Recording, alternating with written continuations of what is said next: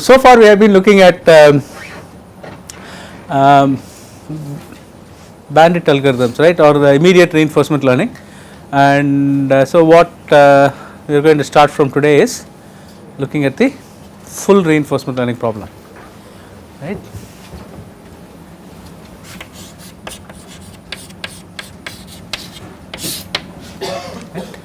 So we know a little bit already about the full RL problem, right. So what are the complications that we are going to insert here?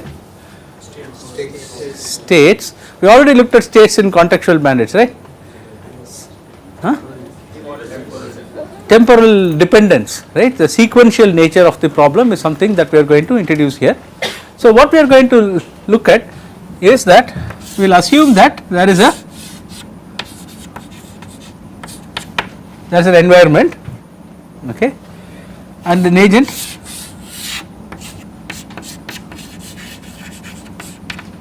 interacts with the environment.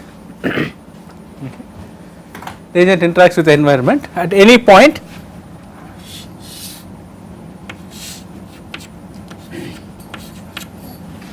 the agent senses the state the environment is in, okay.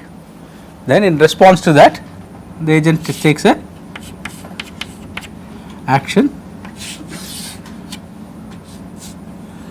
which is then applied to the environment, okay. So the agent senses the state the environment is in, that is ST, right, and it takes an action that gets applied to the environment, and as a result of applying this action the environment changes to a state ST plus 1, which then gets fed back into the agent as the current state ST, and then you keep doing this in a loop, right. So this could go on indefinitely, right, or there could be a well designated stopping state, right, where if you reach that state you stop the trials, okay, or group of states, okay. I mean you can always this is this trick, right. So when I say there is a starting state and a stopping state, it could very well be a group of starting states and a group of stopping states. I can always define a dummy state to which all these states go to, right. So I can always say that is a single starting state and a single stopping state, right. So that is for ease of exposition, so I will keep saying that. Make sense?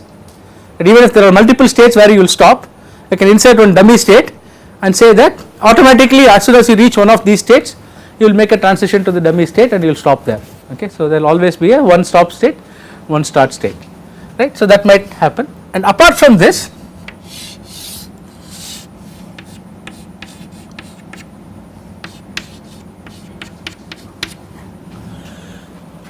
you also get a reward signal from the environment, okay. This is like I was mentioning earlier, this is a convenience, a modeling convenience that we put the reward in the environment, okay. That is because we want to put the reward in a place which is outside the agent's direct control, right. The agent should not just arbitrarily say okay I am getting a reward of 5 now, right. So it should get this reward as a result of the behavior in the world, okay. It can't just arbitrarily set its own rewards, okay. So that is the reason we put the reward in the environment, okay, so that it is outside. In reality, right, this will be a very much more complex picture, right, because if you think about it, I mean I have been repeatedly saying that all biological agents are reinforcement learning agents, right, humans are reinforcement learning agents. So do you have a separate reward conduit, right, do you have a reward sensing mechanism somewhere, right. So you only have what you sense from the world, right. So you look around you, you see whatever inputs that are coming in, whether you are in, I mean you could be ingesting food, you could be looking at the outside world, right, somebody might be touching you on the skin, whatever, right. So you are taking in all these complex sensory inputs and other kinds of actual physical ingestible inputs, okay, and then you are converting them into rewards, right. So that is how the rewards happen, right. So if you are hungry and you eat, okay, that's rewarding, right. But then you find out that you have, I don't know, eaten something that's gone stale, right, that's not rewarding. Okay, that's in fact opposite of it, right? And if you are not hungry and somebody just gives you something to eat, you just eat for the sake of, hey, give me company, and then you go and eat some really bad food and things like that. So there is no immediate reward apart from the company part of it, but the act of eating itself does not give you any immediate reward, but the probably will have a consequence in the long run. Yeah, right. So go eat some fried food just because your friend asked you to eat will have consequences in the long run, right? So rewards are iffy things, right? I mean, so we are going to make it very concrete, right? I am going to say there is this some mechanism in the environment that gives you a reward, right? But if you really think about it, these rewards are everywhere, right? In fact, for the last few years, so Andy Barto was going around asking this question: where do rewards come from? Right. So when was he here? 2009. Yeah. So I hosted him here in 2009, and one of the talks, I mean, at that time the talk he was going around giving everywhere was, where do rewards come from? Okay. So it was really an unforgettable thing. Yeah. So that's just not very clear. So take it with a pinch of salt when I say that the environment is going to give you a reward signal, right? The rewards could come from anywhere, right? In fact, it is not even clear what is the agent, what is the environment. Okay, so we have a lot of robotics guys here, right? So suppose I am having a robot learning problem, right? So what would be the agent? What would be the environment? The robot is the agent. Really? Okay. Depends on what the task is. Okay, let's say I give you a navigation problem or a reaching problem. Let's say I'm trying to train a robot to reach out and pick an object on the table. Mechanism and environment is the sensor. Environment is the workspace. What about the arm? What about the angle of the arm? Is it in the environment or is it part of the agent? So where is the agent then? So the arm is not part of the agent. The one controlling the arm is the agent. So it becomes tricky, right? You have to actually think about it. It's not like, okay, here's a robot, the robot is the agent, everything outside the robot is the environment, right? So it's not, the boundaries are not drawn as neatly around the physical entities, right? Suppose let's forget about robots. Let's say you are driving a car, okay? So who is the agent? What is the agent and what is the environment there? Right? I mean, always the right answer is depends, right? But what does it depend on, right? In this case, the agent could be the car, right? The environment could be the road, right? So as a human being sitting and driving a car, you can look at, okay, what is the velocity with which the car is moving, okay, and what is the direction which the car is moving? Are there pedestrians jumping in front of me, right? And all those things, right? So this could be your environment, right? And the agent itself is the car. I am controlling the car. On the other hand, the environment could include the car, right? And the agent could be the human sitting there, and you can think about, okay, how much am I pushing my foot down on the pedal? Which pedal should I be keeping my feet on? First case, right? And then what torque should I apply to the steering wheel? Right? Where should I be turning my head to look at? Right? Should I be looking at the mirror? Should I look at front? Right? Or should I be looking down at my phone? Right? So all of these things, decisions that you have to make, right, while you are driving. Right? So there is this. So the interface now, the agent environment interface becomes the human and the car. Right? Or it could be even more. Right? You can go further back. You can even go further back into the human. Right? Thinking about, okay, I'm talking about my motor cortex, right? So which neurons in my motor cortex should fire now so that my arm twitches enough so that I turn the wheel this much, right? So which neuron should fire in my the autonomous nervous system so that my leg actually pushes down with some kind of pressure, right? So I could think of, depending on the kind of problem that I am solving, that I could think of drawing this agent environment boundary anywhere. Right? I mean, not arbitrarily anywhere, but you can think of multiple places where the same set of interacting entities are there, right? But you have very different kinds of modeling that you could do. Like it's not very clear when I say there's an agent, there's an environment.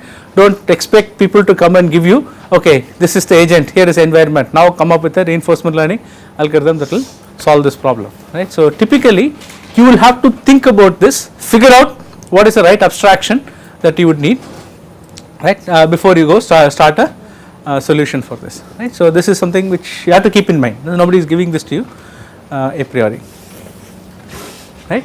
So having said all of this, there is one other way of thinking about how this interaction proceeds, right. So modulo all the caveats I have been giving to you, there is an agent, okay, it senses the state of the environment, it takes an action, okay, and then that causes a change in the state of the environment, right. So having said all of this, we can think of the interactions as proceeding like this. So I have ST, right, I sense that, I take action AT, okay, that causes new state ST plus 1 and the reward, okay. So this is a slight quirk of the book itself, right, where the reward corresponding to the state and action at time t is labeled as RT plus 1, okay. So this is a quirk in the book, and the reason they say is typically the next state and the next reward are determined at the same time, and therefore it makes more sense to label both of them with t plus 1, okay. So one thing here, in the bandit case I was making a distinction between n and t, okay. I am going back to using t here, but the t could be discrete time as well. In fact, for most of the course t is going to be discrete, okay. In fact, t need not even be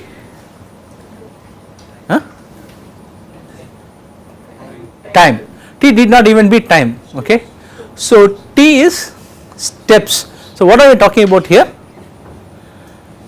Typically these are my decision epochs, right. When I say t equal to 1, that means I am taking my first decision. When I say t equal to 2, that means I am taking my second decision, right. Right, this is typically, okay. Sometimes I am also interested in cases where I do not take any decisions, but the state keeps changing over time. But for most parts, when I advance t by 1, that is typically at the point where I am required to take the next decision, okay. So later we will actually look at still a discrete time case, but where decisions need not happen at every time tick, okay. So we will look at that case as well later, but not immediately, okay. So for most part of it, assume that t is a decision tick, okay, not a time tick. When t goes from t to t plus 1, that means I have taken other decisions, okay. The decisions need not necessarily take the same time. For example, consider the game of chess, right. So each move that you make, I mean, so initially you will be making moves very rapidly, right, because you are playing from a standard opening play or something, and later on you actually have to study the board position and then you have to think about it and make moves, right. But I still count everything as a single move, right. So you do not say the first few moves all count as 1/4 of a move each or anything, because you did it very fast, right. So just exactly like that. So each move itself could take different amounts of time, right. I am not worried about it, and the intervals at which you are asked to make decisions might also be non-uniform. I am not worried about it, okay. This is the basic setting I am having. Later when we talk about hierarchical RL, we will start worrying about the duration of decisions. If I take one action now, how long will it take for that action to complete, and those kinds of things we will worry about later. Right now we are assuming that every action takes the same time to complete. So time within quotes here, okay. So that is basically it. This case keeps going.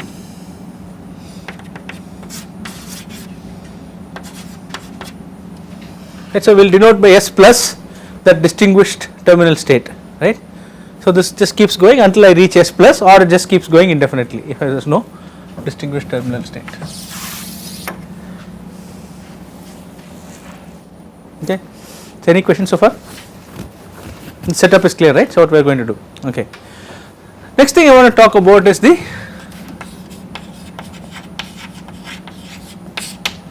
reward itself. So I'm going to be very religiously following chapter 3 in the book, right? And I did ask people to read ahead to chapter 3. How many of you actually read chapter 3 in the book? 3, 4, my God.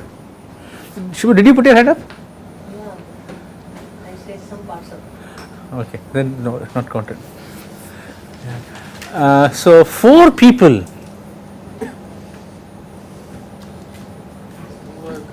Huh? I'm sorry? You're busy doing the assignments, is it? Hey, we'll release the assignments from chapter 3 as well. So from now onwards, what we will do is, before I start the chapter, we will release assignments. Will that help? Supposed to do. Written assignment, of course, not the programming assignment. Yeah. So when is the second written assignment due? Friday, is it? So if you release some questions today, they will be able to finish it before Friday, right? I only promise I will not release it on Thursday. Right? I promise I will not release questions on Thursday, right? I didn't say anything about Wednesday. Huh? Varun is not giving any opinion. Yeah, we are just thinking about, okay, they will not do anything to him. I am the one who will get beaten up. Okay. So we will extend the deadline to Monday and then give them additional assignments today. Yes. So the people who read ahead. So what does the chapter say about reward functions?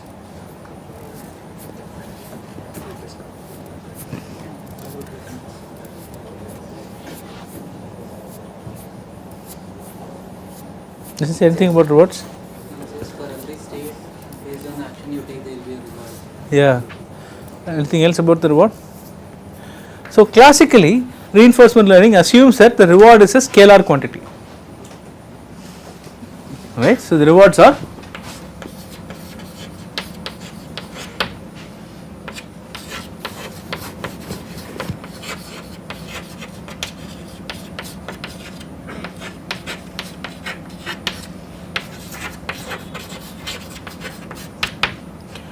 rewards are scalar and it's outside the direct control of the agent. That's why I told you we put it in the environment already. Yeah, we'll come to that. Right?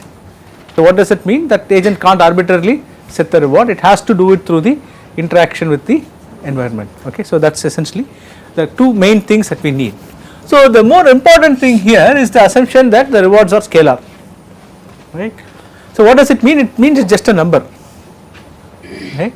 So it might look that it's a pretty weak model for the rewards, but if you remember, we talked about a wide variety of applications of reinforcement learning in the first lecture, and in all of those applications that we went through, we were actually looking at scalar rewards, right? So it does turn out that there is a wide variety of settings where you can use the scalar reward and get away with it, right?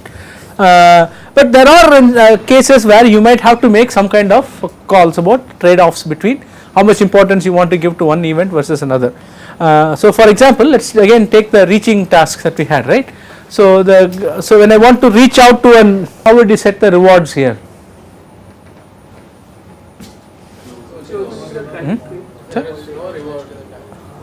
I mean, once I grasp it, I will give a reward, right? I can give you some reward, like I can give you a reward of 10 or something when I grasp the.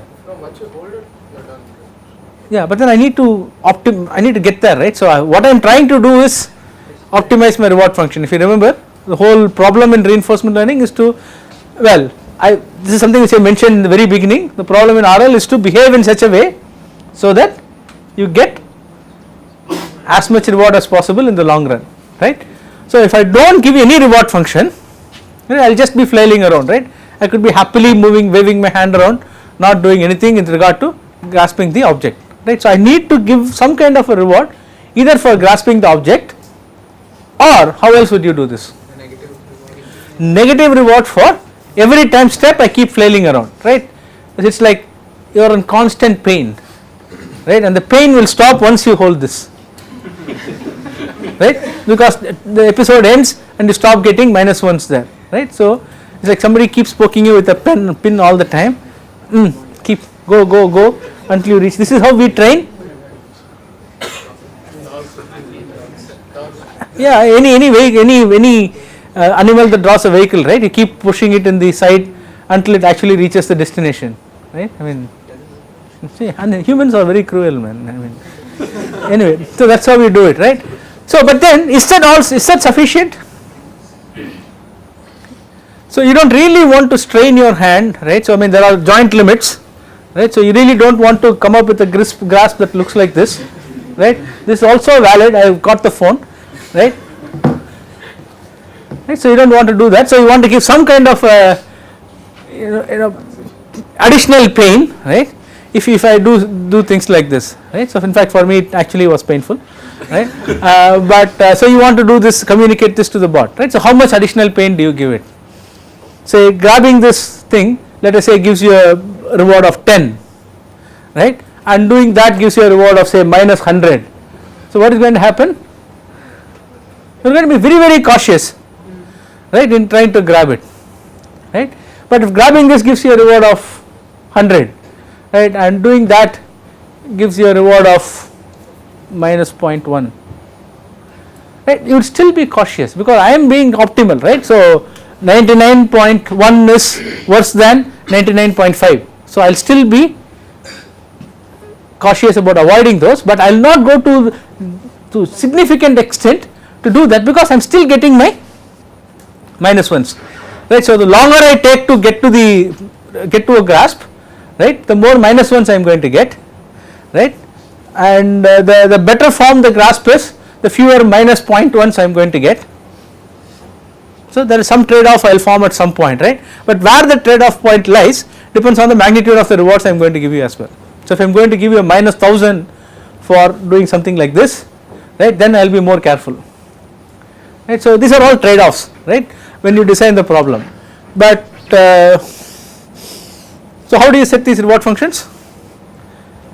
Well, in well understood problems like grasping or reaching or robotics in general, right, you can look at the problem that you are trying to solve and try to figure out, okay, which are the undesirable configurations. Okay, it's a very expensive robot, so I don't want to break it, so let me make sure that all these other things have a high negative values, right, and or versus a cheap robot, what I really want to do is get there as soon as I can. Okay, I don't mind throwing 300 bots at it because each bot costs only 1 rupee, right, then I can just not worry about crashing and burning a few along the way, right. So depends on the domain, right. So there is still a significant trade off that you will have to think about.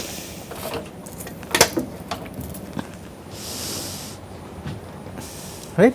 So even though I am saying it is a scalar quantity, there are instances where I will have to kind of put multiple outcomes, right, multiple outcomes on the same scale, right, which makes it a little tricky.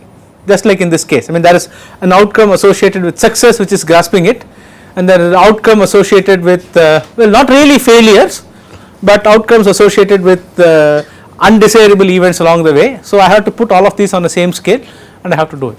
It might have been more convenient if you could have thought of, okay, 100 for that, okay, minus 5 for this, but these are just things that you need to avoid. Now if there is some other way I can communicate these things to the bot, then that might be a better mechanism, but it turns out it's hard to come up with the appropriate optimization setup for doing this. So the scalar reward thing, A, is pretty powerful, and B kind of gels in some sense with how we also do decision making. At the end of the day, we are very good at judging trade-offs, right. So whenever as soon as you start thinking of doing these kinds of trade-offs, in some sense you are putting these on the same scale, right, they are putting them on the same scale because that only then you can think about trade-offs. So in that way also it seems to be natural. And the third thing is having a single scalar value makes it easier for us to optimize the solution, right. We can always get a good optimal solution for various reasons. So scalar values are fine, right. So I think that is one of the homework questions which asks you to think about scalar values a little bit more. I mean, think and reason about it. And so what else do we need the reward to do?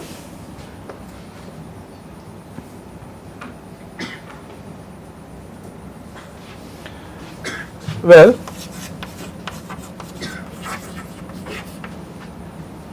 mathematically we need the rewards to be bounded.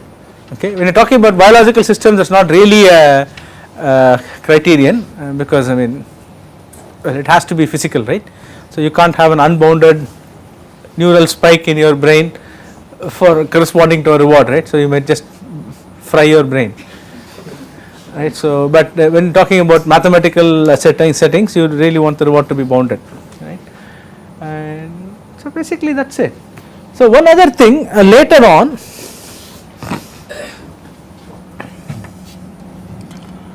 we would like the rewards to be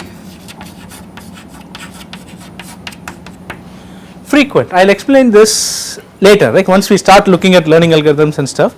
But this essentially means that it should not be that I get reward say once in a million time steps. What about the alternatives for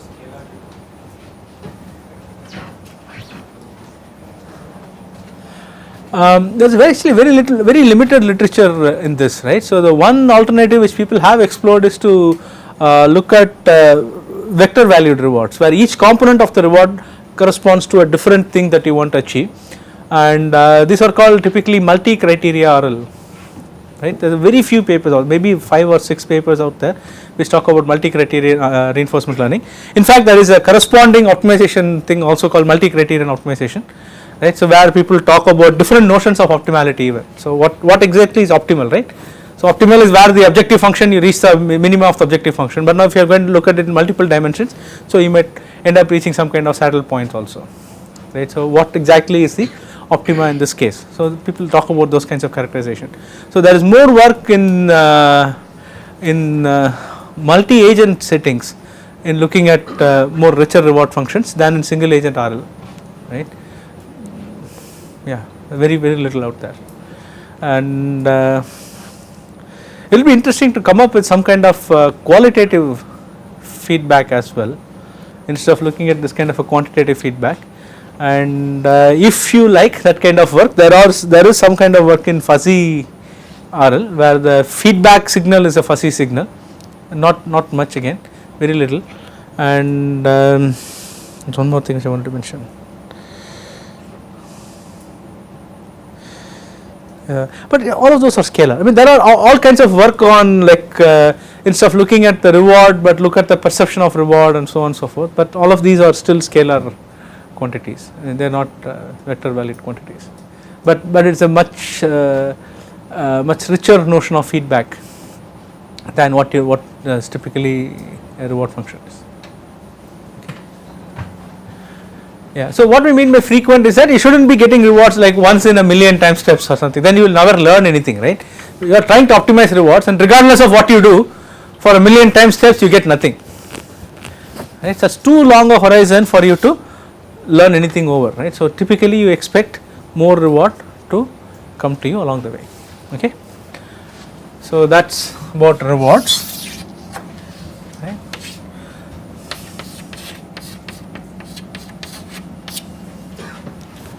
So policy. So what is so I'm just talking about different components of a reinforcement learning system. Okay. So we talked about states and actions, right? Basically the agent and the environment. Now we're talking about the reward. Okay. The next thing we want to talk about is the policy. So what is a policy? Frequent reward will include zero as well. I mean, after million times step, No. you get plus 10 and you get 0. Well, 0 is non-informative, right? I really cannot change my unless I have gotten a -1 somewhere. I don't know if 0 is good or bad. Right? I mean, I really can't change anything based on 0. But that's a good point. Yeah. So yeah, when we say frequent rewards, I do mean frequent non-zero rewards.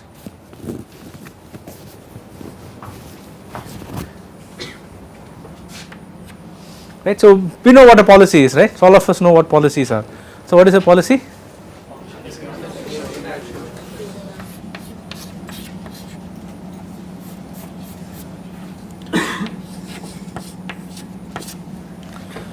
So I am going to denote a policy as this, as a conditional thing from now on. So what is this? This is essentially the probability that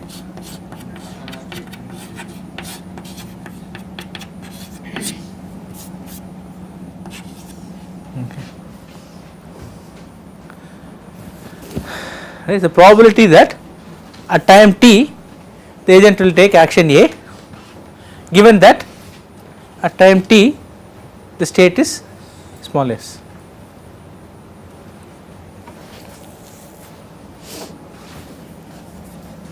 Right. So, ideally I should have a t there, right. So, pi t of a comma s is a probability that at time t I will take action A given that at time t the state was S. Okay.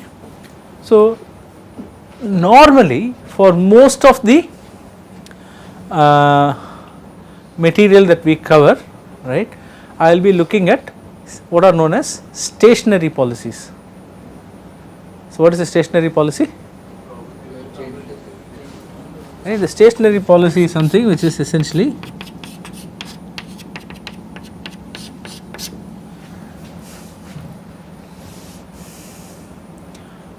so regardless of the value of t I will be using the same probability. So, the probability that let us say my state is 1, right, probability that when give me some other symbol to use as state.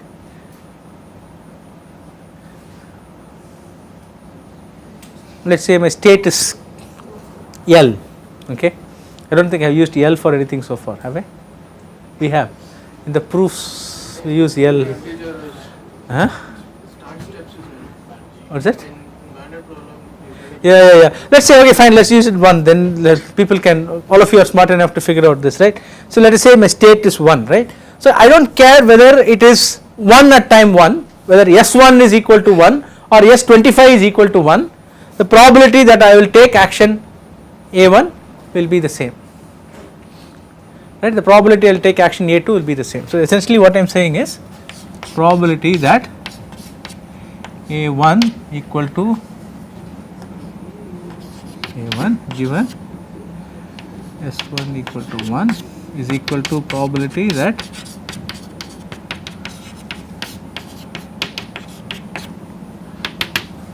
something like this, okay.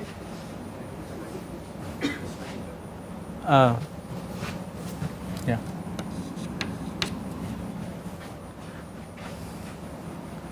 Right. So, this is what I mean by stationary, that is what I am saying here. So, if I want to explicitly talk about non-stationary policies, okay, I will use the pi t notation. Okay, if I am talking about stationary policies, I will just use the pi notation.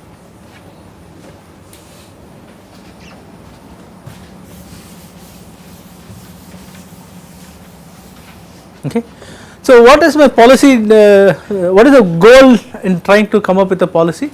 For a non-stationary policy, you have to build a model of the time dependence of the system.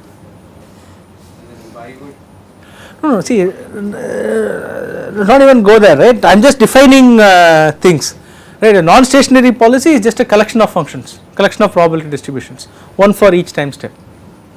Right. A stationary policy is a single, well, it is actually also a set of probability distributions, one for each state, right. A non-stationary policy is a collection of such sets, one for each time step as well as one for each state. That is basically it. How you derive a non-stationary policy or how you learn it from data and other things, they are independent questions. I am just talking about simple definition of the quantity. So when there is a stationary policy, there is no subsequent learning, Why? because given a state, Yeah. the probabilities do not change with time. They are not. Well, yeah.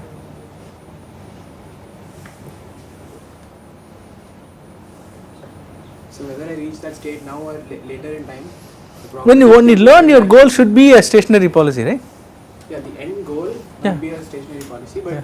if you have a stationary policy to start with, there is no subsequent learning. We will come to that, right. So, there are different time scales at which you can learn, right. So, I can have a stationary policy, run a full episode over using the stationary policy and then take the rewards I get and then use that to update my parameters and come up with a new stationary policy, right. So, these times I am talking about, the t here is essentially the index over a single interaction, okay. I am not talking about multiple interactions, over the single interaction, right. Suppose I start from some S naught, I come and end at S plus, over that interaction my policy stays fixed. See, that seems to be a reasonable assumption, right. So, you could think of having learning a sequence of stationary policies. right. So what is my goal in learning a policy here? Is to learn something that will maximize the reward that I get, right, but not individually, but something that will maximize it in the long run. Okay, so what do I mean by that?